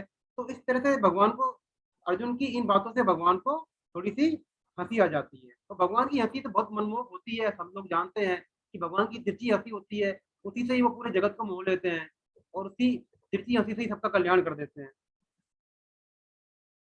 तो भगवान देखते हैं कि जिस तरह से जो छोटा बच्चा होता है वो कभी दादाजी की मूछ खींच लेगा, कभी माता का दूध पिएगा तो उनके स्तनों को काट लेगा, फिर भी उस पर हम गुस्सा नहीं करते, क्योंकि उसकी इन हरकतों से प्रसन्न नहीं होते हैं, क्योंकि उनको पता है कि बच्चा है, ना समझ है। इसीलिए भगवान को पता है कि हम भगवान के बच्चे हैं, अर्जुन अभी मोहित अवस्था में है, वो अभी ना समझ है, इसीलिए भगवान को उन हरकतों पर गुस्सा नहीं आकर भगवान हंस जाते हैं उन हरकतों से।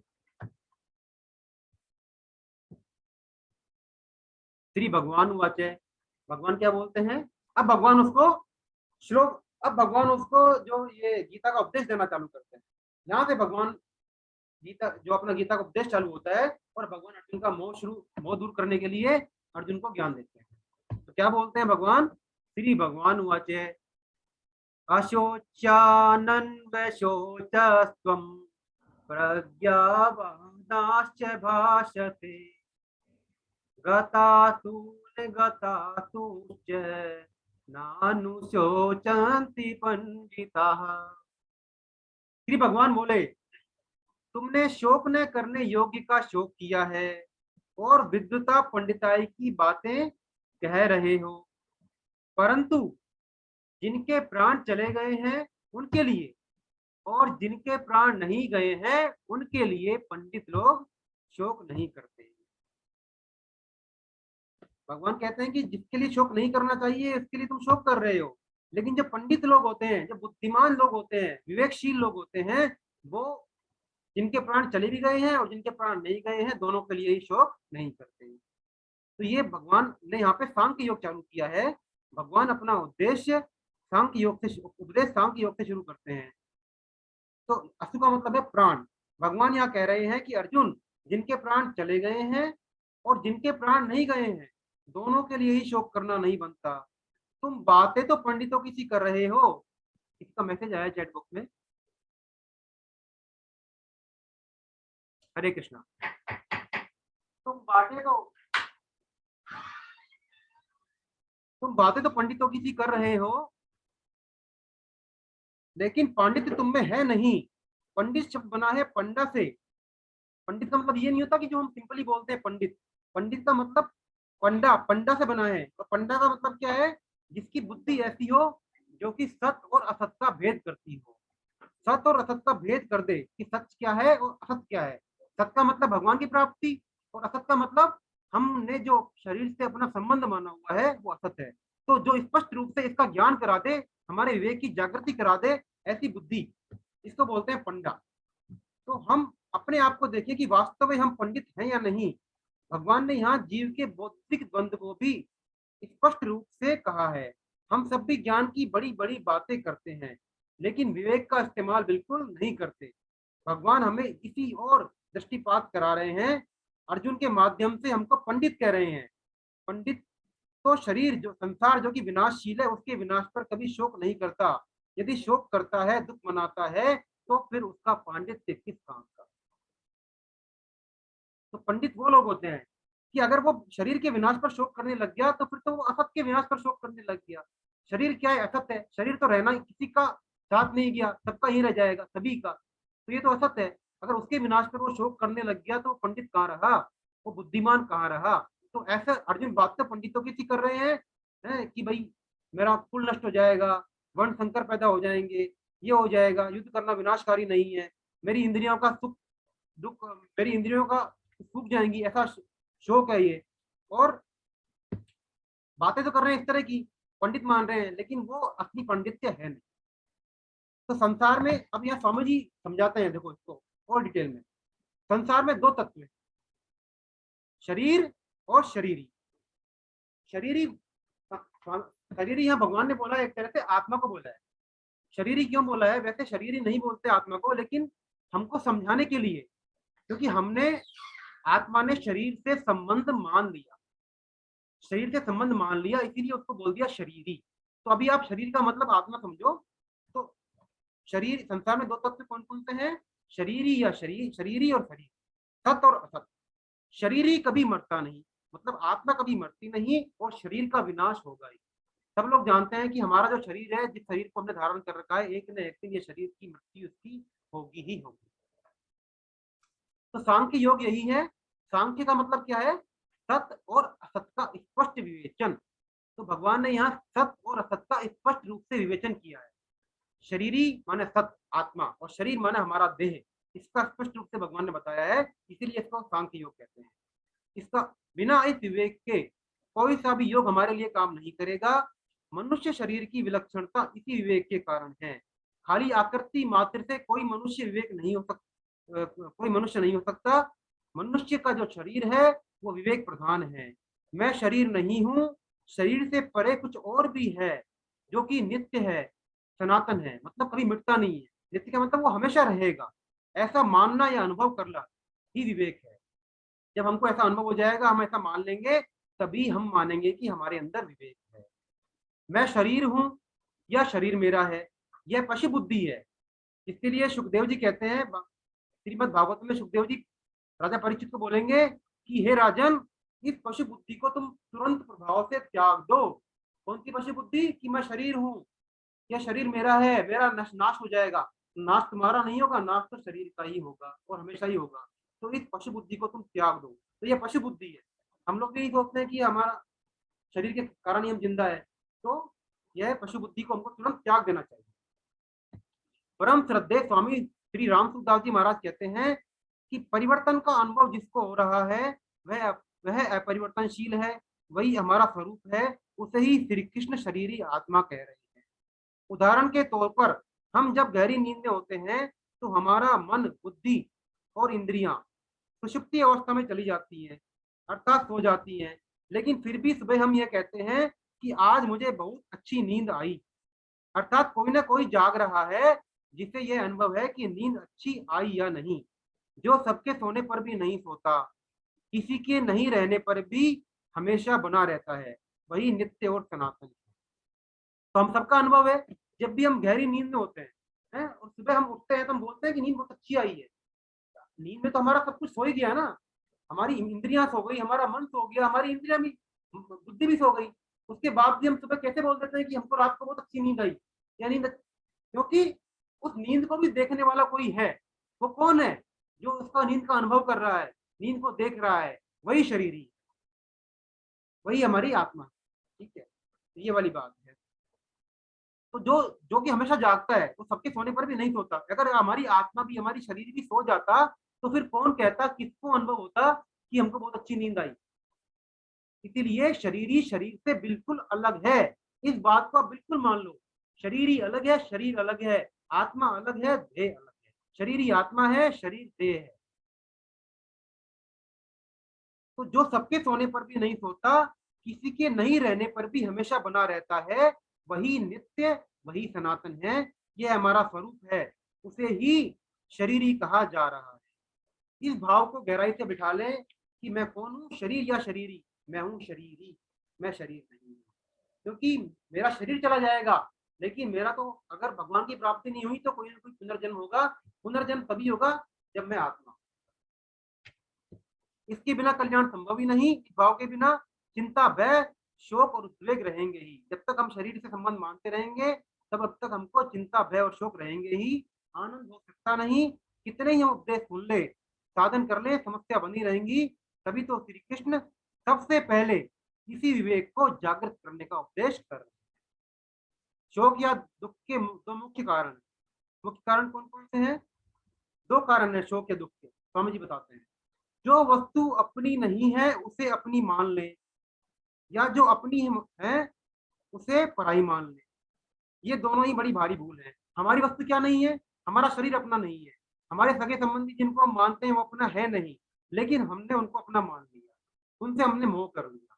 और दूसरी चीज जो अपनी क्या है, हमारा तो आत्मा है, हमारे भगवान है, उनको हम पराया मानते हैं।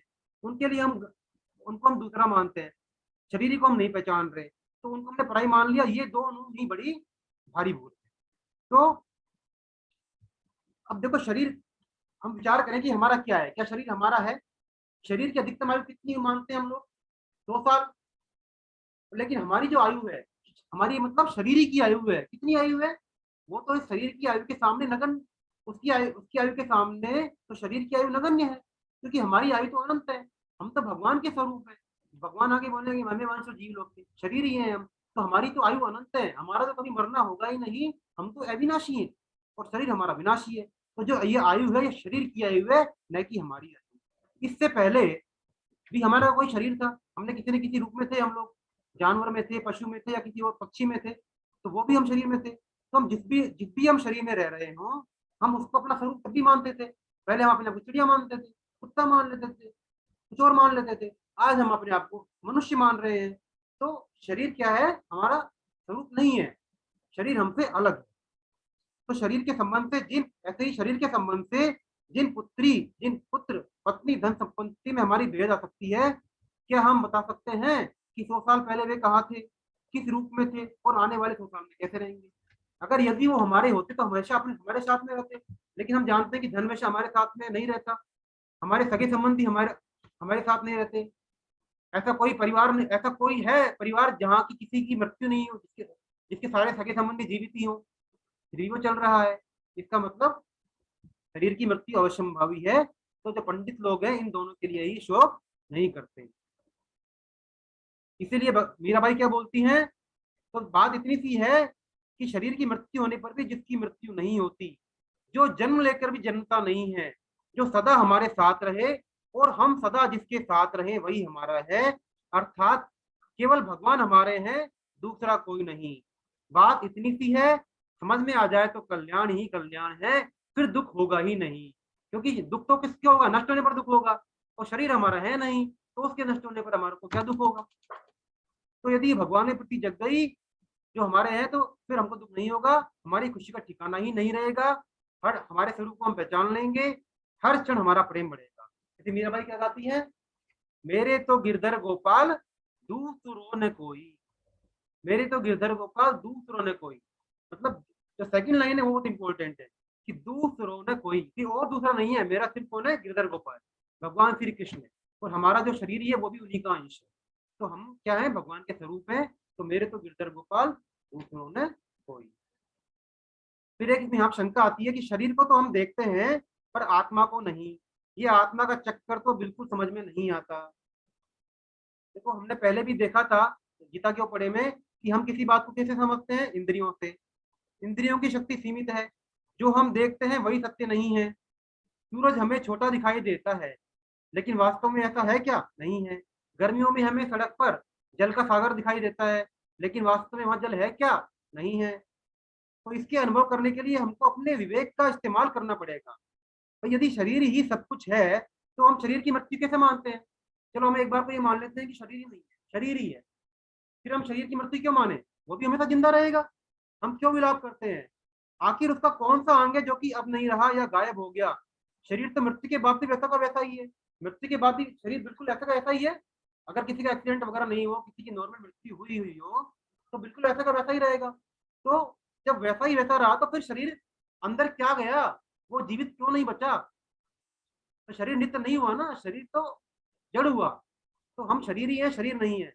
यही रामायण में भगवान श्री राम है, जब बाली का वध कर देते हैं तो उनकी जो पत्नी तारा रहती है वो बहुत शोकाकुल हो जाती है। भगवान उसको वही समझाते हैं, क्या समझाते हैं, क्षिति जल पावक गगन समीरा, पंच रहित पंच रचित अति अधम शरीरा, प्रगट सो तनु तब आगे सोवा, जीव नित्य के लगी तुम्हें।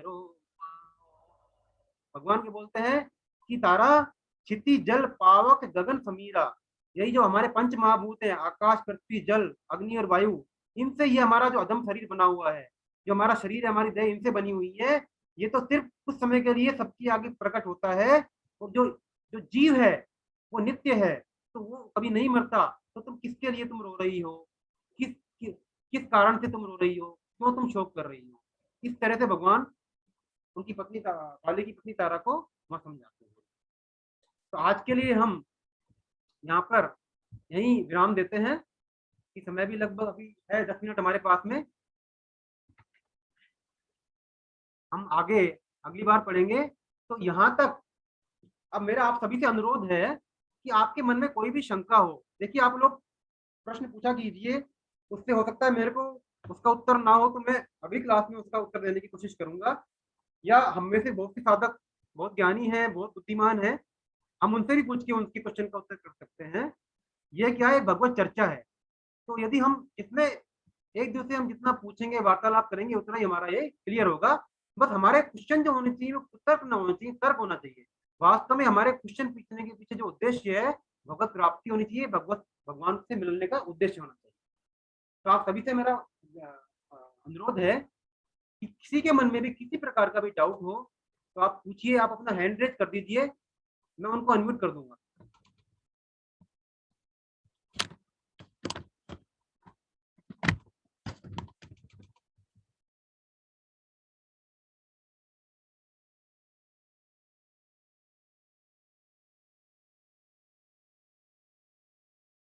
प्रवीण जी, नीलम जी, लाखन सिंह जी को आज लाखन सिंह जी के दर्शन हो रहे हैं, बहुत ही अहोभाग्य है। लाखन सिंह जी, लाखन सिंह जी अनम्यूट कीजिए अपने आप को। चंदेल साहब,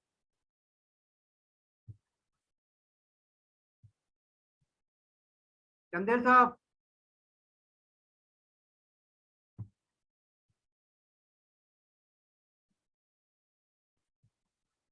चंदेल साहब अनम्यूट अनम्यूट करवा रहे हैं अपने आप को।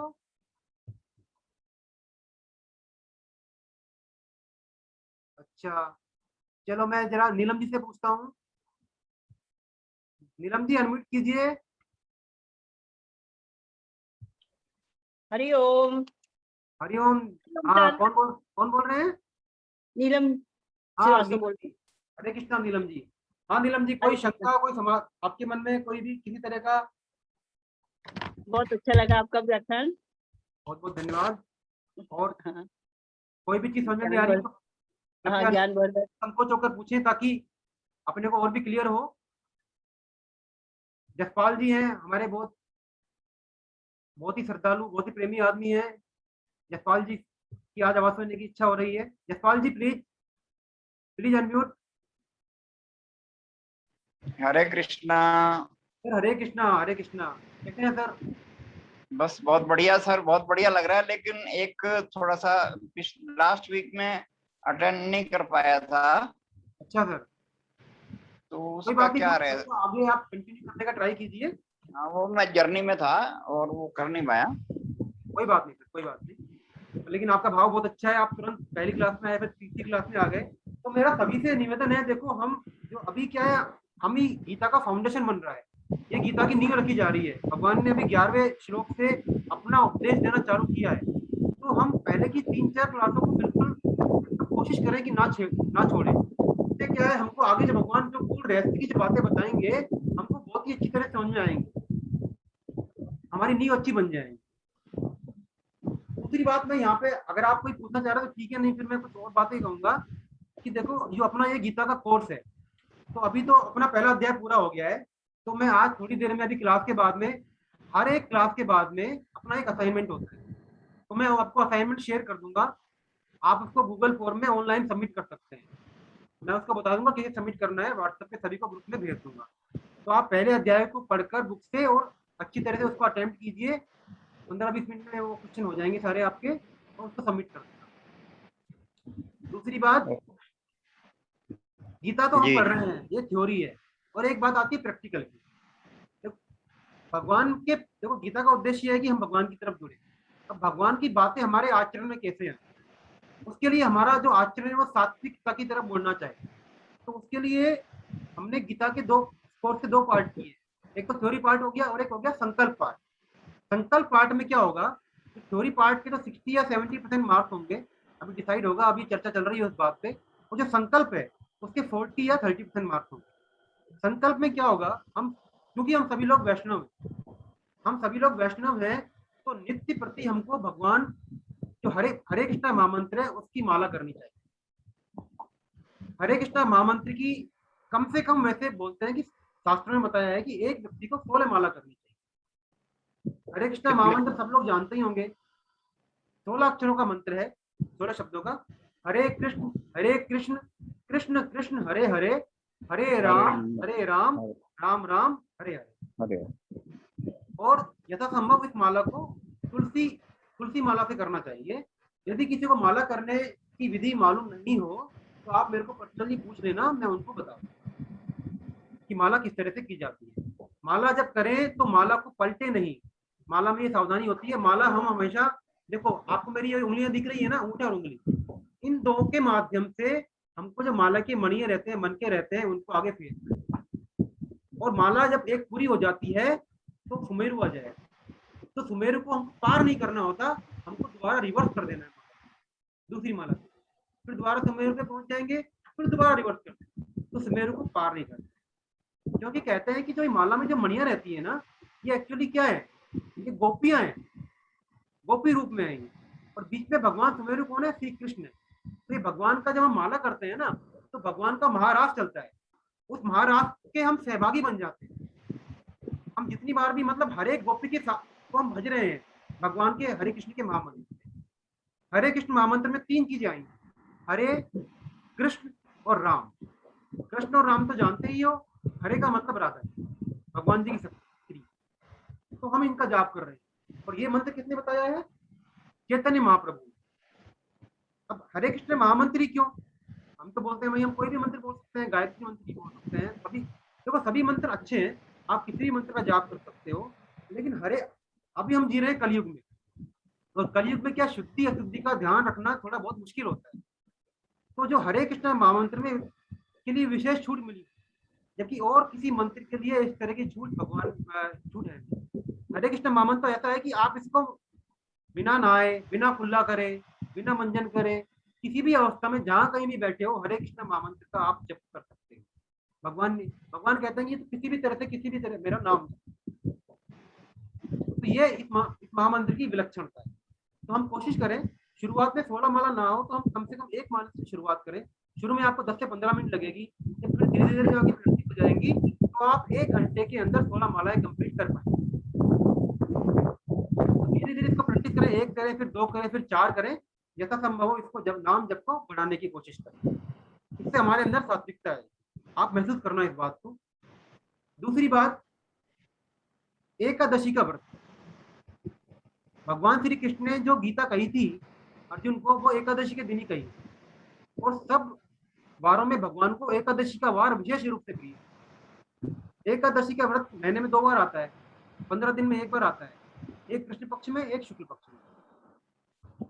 व्रत में कोई बहुत ज्यादा नियम कानून नहीं है, सिर्फ हमको अन्न नहीं खाना है और चावल नहीं खाना है, फलाहार करना है या फिर और कुछ चीज आप जानते ही हो खा सकते हो बस। और उस दिन भगवान का अधिक से अधिक नाम जप करना। तो आप चाहे कोई भी व्रत ना करो, यदि आपने एकादशी का व्रत कर लिया, क्योंकि महाव्रत है, तो फिर आपको कोई भी अन्य व्रत करने की आवश्यकता है नहीं, सब व्रतों का फल उसमें आ जाएगा। तो हम सभी वैष्णवों को एकादशी का व्रत करना चाहिए। तीसरी चीज क्या है कि वैष्णवों को शिखा रखनी चाहिए, तो सभी को, क्योंकि जब तक हम शिखा में रखेंगे तब तक हम वैष्णव कहलाने के अधिकारी होंगे।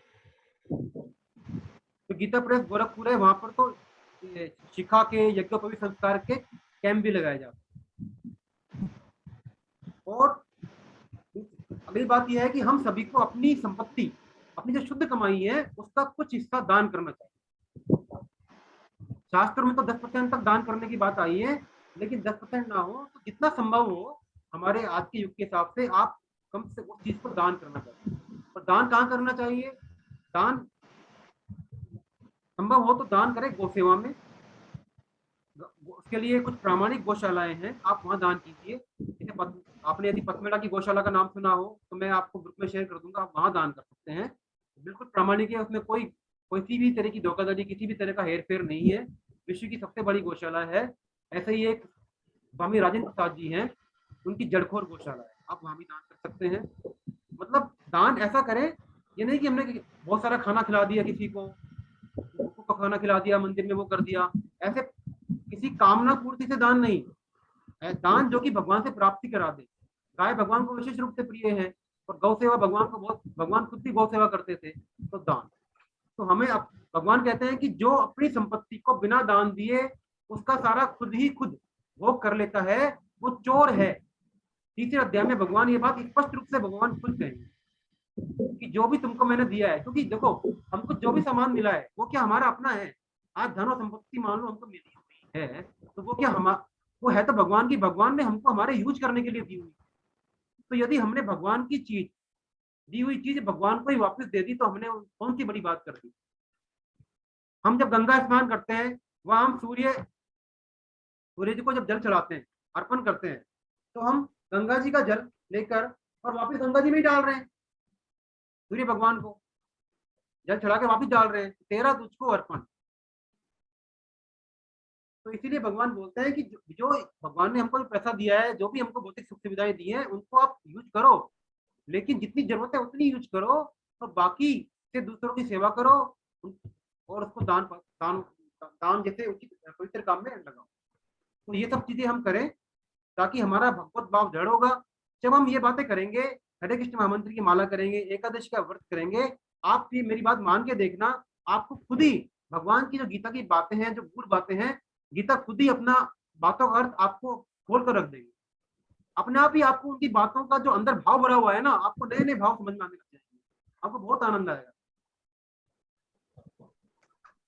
तो जो हमारा संकल्प पत्र है, हमने इस उद्देश्य को ध्यान में रखकर कि साधक इस चीज की ओर उन्मुख हो, हर चीज का कुछ हमने मार्क्स रखा हुआ है। उसकी जो मार्क सिस्टम है वो जल्दी ही मैं आपसे शेयर करूंगा कि किस तरह से हमारा थ्योरी की मार्किंग सिस्टम होगी और किस तरह से हमारी संकल्प की मार्किंग सिस्टम होगी। किसी के मन में कोई बात हो तो दोबारा कह रहा हूँ, दोबारा अनुरोध कर रहा हूँ कि आप दोबारा बोल सकते हैं। Please raise your hand, I will unmute you.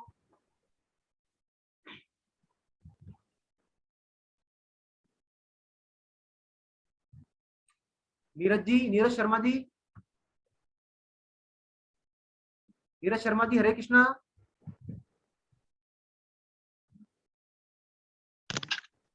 Hare Krishna, Hare Krishna.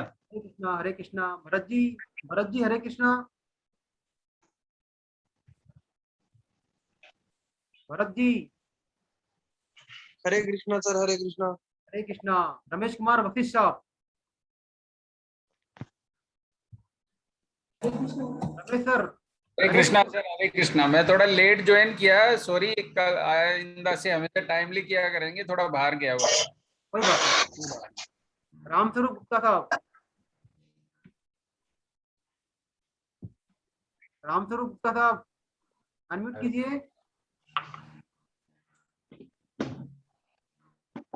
Unmute कर पा रहे हैं सर गुप्ता साहब?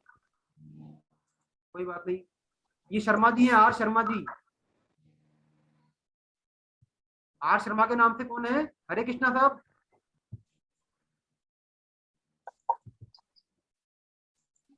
आर शर्मा जी अनम्यूट कर पा रहे हैं? ये रेडमी कौन है? रेडमी, देखो मैंने आपको बोला है फोन के नाम से मत ज्वाइन करो, ताकि मेरे को पता नहीं है कि ये कौन आ रहा है।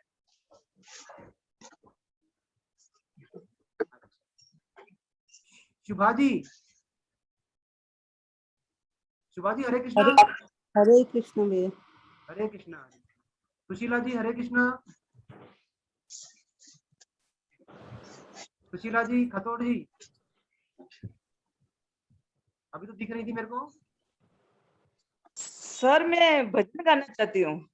अच्छा अच्छा, क्या कह रहे, भजन गाएंगे आप? हाँ। चलो आज आप भजन सुनाओ। बहुत अच्छी बात है, बहुत सुंदर है। एक बार रुकिए बस, मैं जरा कुशाग्र सिंह को, ये जो है कुशाग्र सिंह जी, आप तो मैं पहली बार आए हैं क्या? कुशाग्र सिंह जी, कुशाग्र सिंह जी अनम्यूट कीजिए अपने आप को। बोल नहीं रहे ये, वाजपेयी साहब से बात हो गई थी। गर्ग साहब, विके गर्ग साहब, गर्ग साहब चरणों में प्रणाम आपके।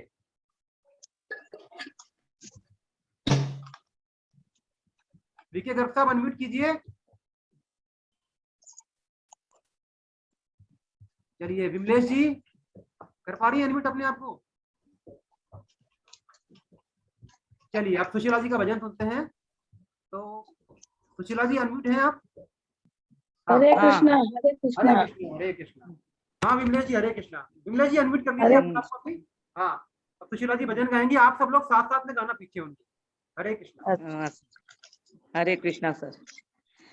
कन्हैया ले चल परली पार, कन्हैया ले चल परली पार, कन्हैया ले चल पलटी पार, कन्हैया ले चल पलटी पार। जहाँ बिरज मेरी राधा रानी, जहाँ बिरज मेरी राधा रानी, अलबेली सरकार कन्हैया ले चल परली पार, कन्हैया ले चल परली पार। जहाँ बिरज में राधा ले चल तू सरकार कन्हैया कन्हैया ले चल परली पार। गुण कन्हैया ले चल पलड़ी पार। गुण अवगुण सब तेरे अर्पण, गुण अवगुण सब तेरे अर्पण, पाप पुण्य सब तेरे अर्पण, पाप पुण्य सब तेरे अर्पण, ये जीवन भी तेरे अर्पण। ये जीवन भी तेरे अर्पण। मैं तेरे चरणों की दासी, मैं तेरे चरणों की दासी, कर दो बेड़ा पार, कन्हैया ले चल परली पार, कन्हैया ले चल परली पार। मैं तेरे चरणों की दासी, मैं तेरे चरणों की दासी, कर दो बेड़ा पार, कर चल पलड़ी पार, कन्हैया कन्हैया चल ले पलड़ी चल पार। पार, कन्हैया ले चल परली पार। कन्हैया ले चल पलड़ी पार। जहाँ बिरज मेरी राधा रानी, जहाँ बिरज मेरी राधा रानी, जहाँ बिराज मेरी राधा रानी, जहाँ बिराज मेरी राधा रानी, अलबेली सरकार कन्हैया ले चल परली पार, कन्हैया अलबेली सरकार सरकार कन्हैया ले चल पलड़ी पार, कन्हैया ले चल पलड़ी पार। हरे कृष्ण। जहाँ। जय श्री कृष्णा हरे सर। कृष्णा हरे कृष्णा। समय हो गया है, बहुत हरे सुंदर भजन कृष्ण। गाया सुशीला जी, बहुत आनंद आ गया।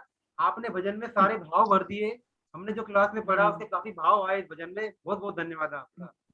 सभी से मेरा निवेदन है कि इस तरह से आप सभी लोग अगली क्लास में भजन गाएं तो हमारा बहुत ही आनंददायक सफर जाएगा और हम गीता बहुत अच्छी तरह से समझेंगे। चलिए प्रार्थना बोलते हैं। मैं स्क्रीन शेयर कर देता हूँ आपके सामने।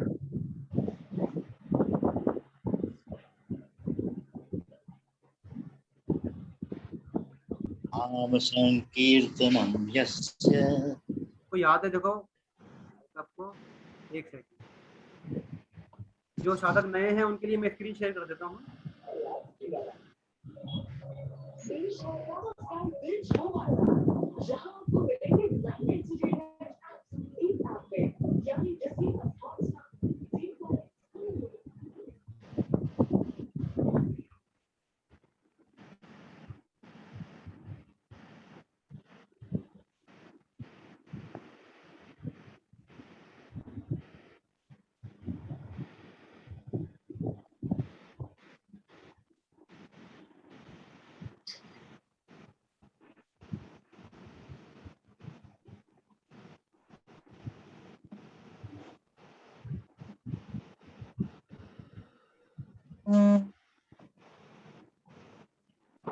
चलो स्क्रीन में कुछ इशू हो रहा है। हम बोलते हैं नाम संकीर्तनम यस्य, नाम संकीर्तनम यस्य, सर्व पाप प्रणाशनम, सर्व पाप प्रणाशनम, प्रणामो समनस्तम नमामि हरिं परम।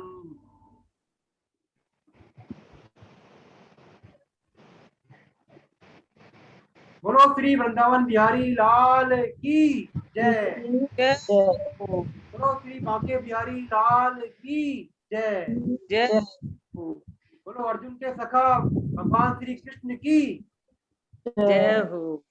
वृषभानुसुता राधा रानी की जय। जय हो।